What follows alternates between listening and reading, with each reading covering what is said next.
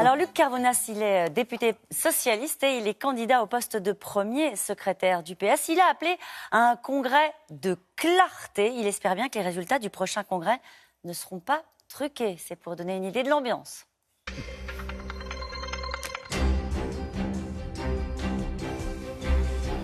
Bonjour Luc Carvounas. Bonjour Caroline. Nous allons naturellement parler du prochain congrès du Parti socialiste, mais d'abord quand même la Corse après la manifestation de samedi. La Corse attend le président de pied ferme. Qu'est-ce que vous espérez d'Emmanuel Macron sur ce dossier qu'on peut considérer comme sensible depuis des années? Oui, il est sensible et puis on ne peut pas faire comme s'il n'y avait pas eu un vote au mois de décembre dernier où les Corses se sont exprimés, ils veulent plus d'autonomie.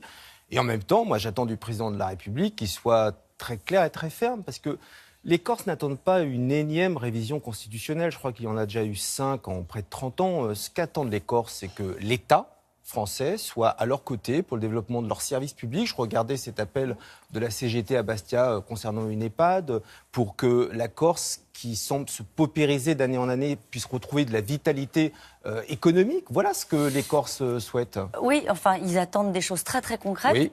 Comme une plus grande autonomie qui passerait par une révision constitutionnelle, la reconnaissance de la co-officialité de la langue corse, le rapprochement des prisonniers corses, j'en passe. Sur ces points-là, est-ce que certains vous semblent acceptables? Vous parliez de la révision constitutionnelle, considérant qu'il y en a eu beaucoup jusque-là. Est-ce qu'il en faut une? Il n'y a qu'une langue en France, c'est le français. Donc les choses doivent être très claires. Et la France est une et indivisible. Vous savez, déjà, la région corse a eu beaucoup de compétences, plus que bon nombre de régions aujourd'hui en France. Donc aujourd'hui, encore une fois, ce que les Corses, à mon sens, attendent... Quand vous dites les Corses, c'est-à-dire, en vous sous-entendez le peuple corse et non pas les nationalistes? Non, moi je Parce que les nationalistes, ils sont clairs. Hein. Bien sûr, les nationalistes sont très clairs. Moi, je dis que les Corses, c'est la France. Voilà. Et qu'aujourd'hui, nos compatriotes qui habitent en Corse veulent des services publics, du développement économique. Voilà ce qu'ils attendent. Donc ça veut dire que vous attendez de la fermeté, surtout de la part du chef de l'État. Le discours et en même temps, à un moment donné, touche ses limites. Juste un mot, l'insularité, à votre avis, c'est pas une spécificité qui mérite peut-être une forme d'adaptation, y compris de nos institutions? Non, je crois qu'il ne peut pas y avoir de spécificité corse dans la Constitution. On avance sur les fonctionnaires. Un plan de départ volontaire dans la fonction publique, supprimer 120 000 fonctionnaires, redéfinir les missions du service public. Tout était écrit dans le programme d'Emmanuel Macron. Oui, mais moi je suis très inquiet sur l'approche qu'Emmanuel Macron a du service public français en général. Parce qu'ils sont en train de faire introduire toute la lexicologie du privé sur des départs volontaires à la retraite. On nous dit 120 000 emplois de moins, mais où? Dans l'éducation nationale? Dans la police, dans la pénitentiaire, il faut que les choses soient très claires. Et aujourd'hui, on le voit bien, on sort d'une période de crue.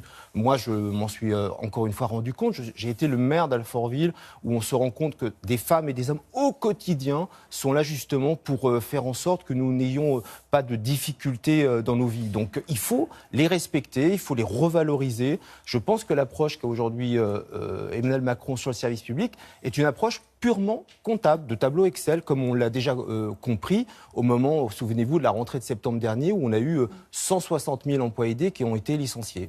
Est-ce qu'on peut gérer l'État comme une entreprise? Non, on ne peut pas gérer l'État comme une entreprise et on ne peut pas gérer la France comme une start-up. Donc aujourd'hui, moi j'attends de ce gouvernement qu'il dise très clairement à nos fonctionnaires ce qu'il attend d'eux. C'est assez clair, il leur a dit. Oui, ils veulent les mettre à la porte, en fait. C'est bien on l'a bien compris. Donc aujourd'hui, moi... Vous n'êtes pas dans la caricature, là, Luc Carvounas? Non, c'est pas une question de caricature. Regardez ce qui se passe. On dit qu'ils veulent les mettre à la porte. C'est un plan de départ volontaire pour 120 000 fonctionnaires, avec une redéfinition des missions des services publics. Regardez ce qu'on a vécu avec les EHPAD. Vous savez, il y a 7 400 EHPAD en France. Si on faisait 3 recrutements d'aide auxiliaires de vie dans les EHPAD, c'est 700 millions d'euros de dépenses.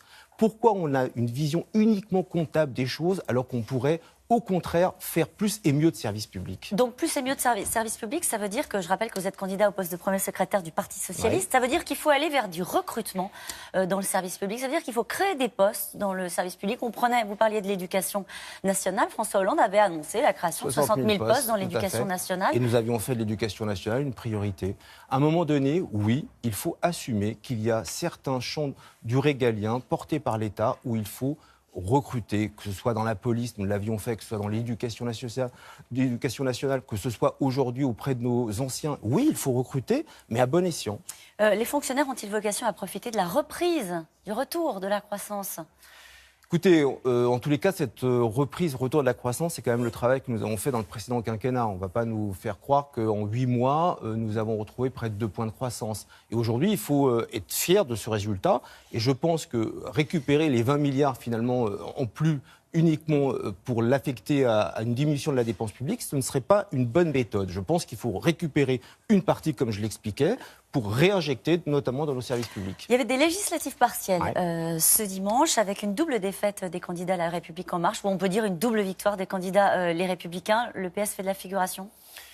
Déjà, il faut que la gauche se ressaisisse, qu'elle apprenne à rediscuter ensemble, parce qu'on voit bien que quand nous nous divisons, nous sortons totalement des radars. Et puis aujourd'hui, l'électorat de gauche, qui avait cru dans le mirage d'Emmanuel Macron, vient de lui tourner le dos.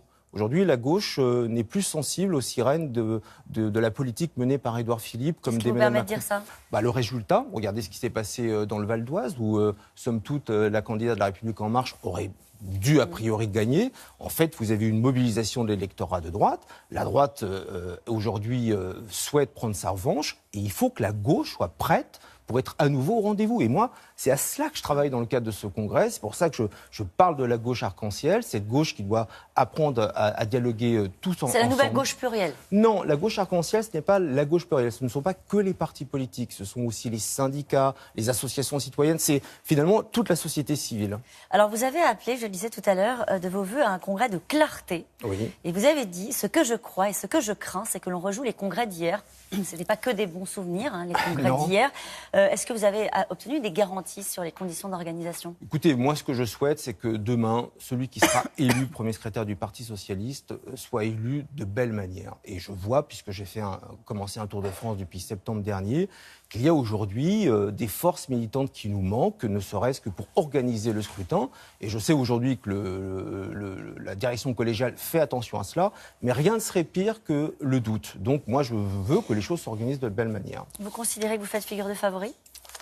Plutôt de challenger. Merci beaucoup, Merci Lucas à vous. Arbonas. C'est à vous, Laurent.